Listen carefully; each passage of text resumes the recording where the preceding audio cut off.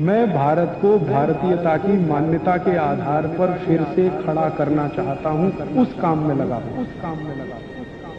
20 सूत्र लिखे हैं कि भोजन पचेगा तो क्या होगा और भोजन सड़ेगा तो क्या होगा। मैं सड़ने वाले हिस्से की बात कर लेता हूं। वो कहते हैं कि भोजन अगर सड़ना शुरू हुआ तो सबसे पहले गैस बनेगी, वायु बनेगी, वायु, और ये वायु आपकी जिंदगी हराम कर देगी। लेकिन आज के जो सूत्र हैं वो जिंदगी का फंक्शनल हिस्सा है। आप जानते हैं कि कोई भी सिद्धांत होता है उसका एक हाइपोथेसिस होता है और उसका एक फंक्शनल पार्ट होता है। तो आज से जो शुरू हो रहा है वो फंक्शनल पार्ट है। इस फंक्शनल पार्ट में सबसे पहला सूत्र भागवत जी का। भागवत जी के लिए उनके 7000 सूत्र सभी महत्व के हैं, सभी महत्व के। उन 7000 में से मैंने कुछ चुनकर निकाले हैं जो मुझे लगता है 2007 के हिसाब से बहुत महत्व के हैं। हो सकता है 3500 साल पहले कोई सूत्र बहुत महत्व के हों और अब 2007 में हमारी जीवन शैली के हिसाब से वो उतने महत्व के ना हो, क्योंकि भागवत जी ने जिस जीवन शैली में रहते हुए वो सूत्र लिखे हैं वो ऋषि मुनियों की जीवन शैली है। आपकी जीवन शैली और ऋषि मुनियों की जीवन शैली में थोड़ा अंतर है। तो आपकी जीवन शैली के हिसाब से मैंने जो सूत्र निकाले और जिनको मैं महत्व का क्रम देता हूं उसमें सबसे पहला सूत्र, संस्कृत में वो कहते हैं कि पेट जिंदगी भर आपका अच्छा रहे, दुरुस्त रहे। इसका मतलब यह है कि आप जो कुछ भी खा रहे हैं उसका ठीक से आप पाचन करते रहे। वो कई बार ये लिखते हैं अपने सूत्रों में कि खाना महत्व का नहीं है, खाने को पचाना महत्व का है। आपने खाने को खाया ये इतना महत्व नहीं है, जिसको आपने खाया उसको पचाया ये ज्यादा महत्व का है। क्योंकि भोजन पचेगा तो रस बनेगा, उसी रस में से मांस, मज्जा, रक्त, मल, मूत्र, वीर्य, मेद ये सब बनेगा, अस्थियां बनेंगी और वही आपके शरीर के लिए आगे जीवन में काम आएंगी। तो खाया वो महत्व का, उससे भी ज्यादा महत्व का खाया हुआ पचाया। तो वो कहते हैं कि पेट हमेशा दुरुस्त रहे, माने पाचन क्रिया आपकी हमेशा अच्छे से चलती रहे। इसके लिए पहला सूत्र उन्होंने लिखा भोजनांते विषम वारी। ये पहला सूत्र मेरे हिसाब से, उनके हिसाब से नहीं, मेरे हिसाब से पहला सूत्र भोजनांते विषम वारी। इसका सीधा सा अर्थ है भोजन के अंत में पानी पीना विष पीने के बराबर है। सूत्र ये है भोजन अंते, भोजन अंते। आप जानते हैं संस्कृत में मिला के कहने की परंपरा है। भोजन अंते माने भोजन के अंत में, भोजनांते विषम वारी। विष समझते हैं आप, जहर, जहर जैसा क्या है? पानी। भोजन के अंत में पानी जहर के जैसा है, विष के जैसा है। यह सूत्र है। अब इसको थोड़ा व्याख्यायित करता हूं ताकि समझ में आए। भोजन के अंत में पानी विष के जैसा है, ये बात वो कह रहे हैं। इसको समझना चाहिए कि क्या कह रहे हैं। सूत्र उतना ही है, समझने के लिए मैं आपको बहुत उदाहरण दूंगा ताकि आप जल्दी पता कर पाए। भागवत जी ने एक सूत्र में यह कहा है कि हमारा जो शरीर है इसका जो मुख्य स्थान पेट है, इसमें एक स्थान होता है पेट के अंदर, नाभि, लेफ्ट साइड में, नाभि से थोड़ा ऊपर जहां मेरा हाथ रखा हुआ है, इस स्थान को कहते हैं जठर। संस्कृत में कहते हैं जठर, हिंदी में कहते हैं आमाशय। जठर, आमाशय, अंग्रेजी में चाहे तो एपिगैस्ट्रिकम। तो ये जो जठर स्थान है, भागवत जी कहते हैं कि इसमें अग्नि प्रदीप्त होती है, उसी को कहते हैं जठराग्नि। जठर अग्नि, जठराग्नि। तो वो कहते हैं कि जो आपका जठर स्थान है इसमें अग्नि प्रदीप्त होती है और भोजन जो कुछ भी आप करते हैं वो पहले जठर में ही जाता है, आमाशय में इकट्ठा होता है, वहां अग्नि प्रदीप्त होती है। वो अग्नि भोजन का पाचन करती है। यह है महत्व की बात। अब अग्नि प्रदीप्त हुई, आपने भोजन किया, अग्नि प्रदीप्त हुई। और भागवत जी इसके लिए एक सुंदर श्लोक लिखा है, लंबा है लेकिन हिंदी में बताता हूं। वो ये कहते हैं कि खाते ही अग्नि प्रदीप्त होती है, ऐसे ही जैसे आप बिजली के स्विच को ऑन करते ही लाइट जलती है। ये ऑटोमेटिक है, अपने आप होती है। आपने रोटी का पहला टुकड़ा मुंह में डाला और जैसे ही टुकड़े को चबाना शुरू किया, लार बनना शुरू हुआ, तुरंत अग्नि प्रदीप्त हो जाती, पहले ही टुकड़े में। तो ये अग्नि प्रदीप्त हुई। अब आप जो भोजन कर रहे हैं ये इस अग्नि के प्रभाव में पचेगा। तो भोजन के पचने की क्रिया में पहले भोजन रस में बदलेगा। पहले पेस्ट बनेगा, जैसे टूथपेस्ट की कंडीशन होती है वैसा बनेगा, लुगदी जैसा। फिर उसमें से रस बनेगा, फिर रस में से सब कुछ बनेगा। तो वो कहते हैं कि आपने जैसे ही भोजन किया अग्नि प्रदीप्त हुई। अब ये अग्नि भोजन को पचा रही है और आपने भोजन पूरा करते ही पानी पी लिया, गट गट गट गट गट गट। तो क्या हुआ? अग्नि शांत हो जाएगी।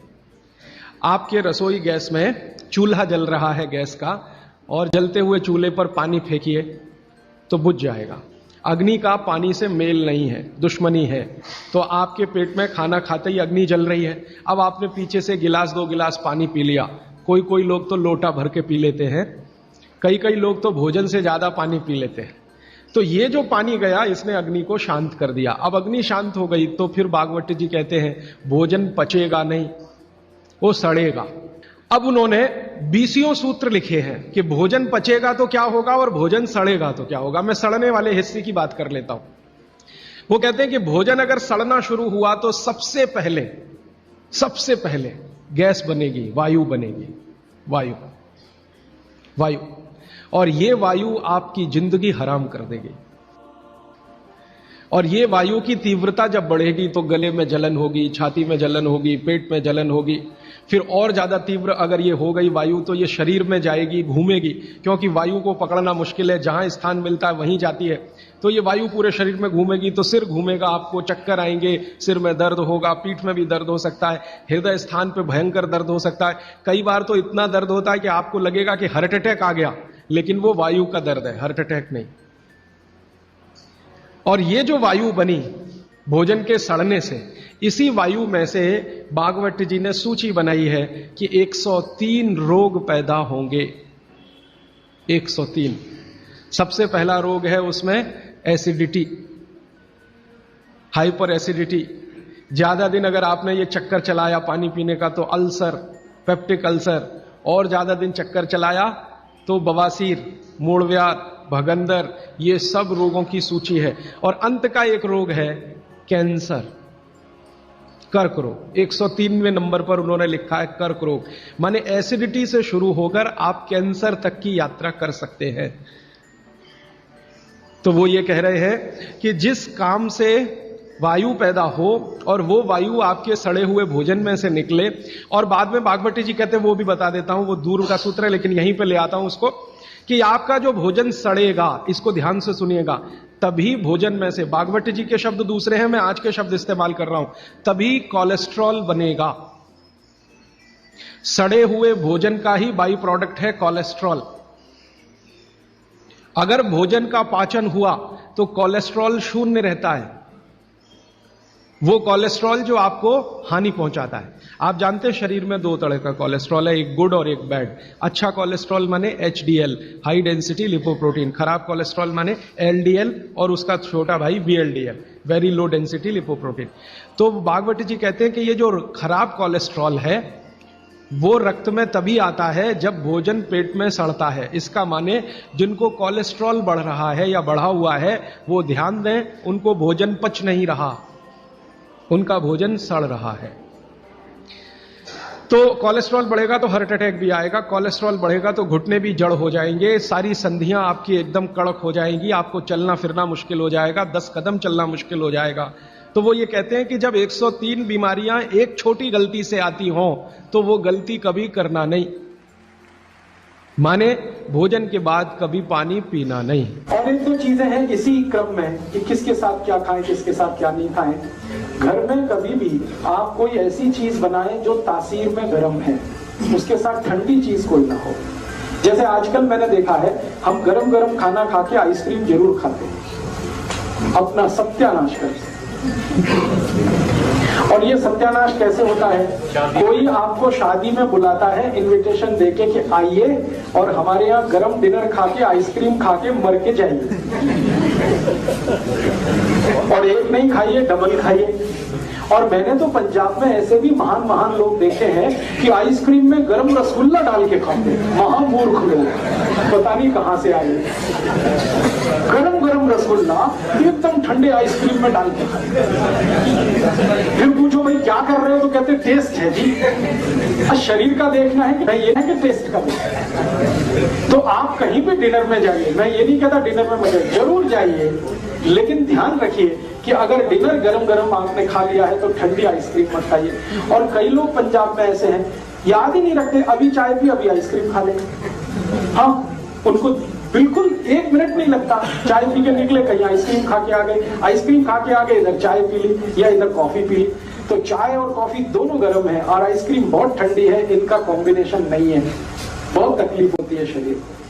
कितनी देर बाद खाओ खाने को? 1 घंटा कम से कम।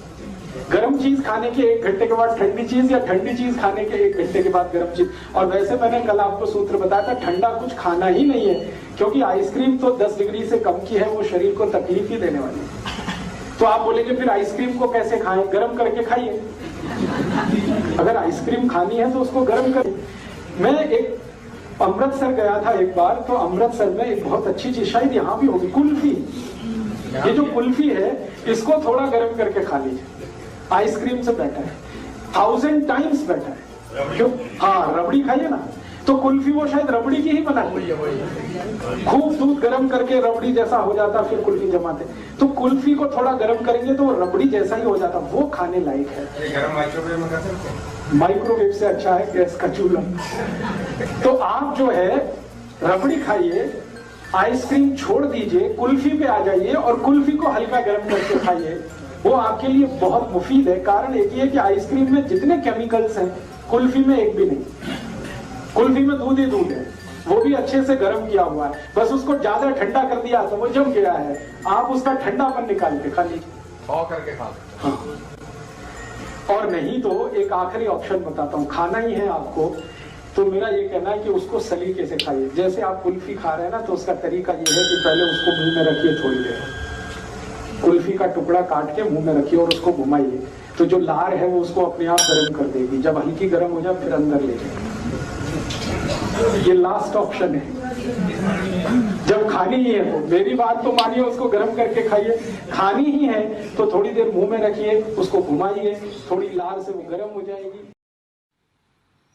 दोस्तों, सबसे पहले तो चैनल सब्सक्राइब करें, फिर लाइक, कमेंट और शेयर करें। और हाँ, हमारा एंड्रॉयड ऐप डाउनलोड करना ना भूलें।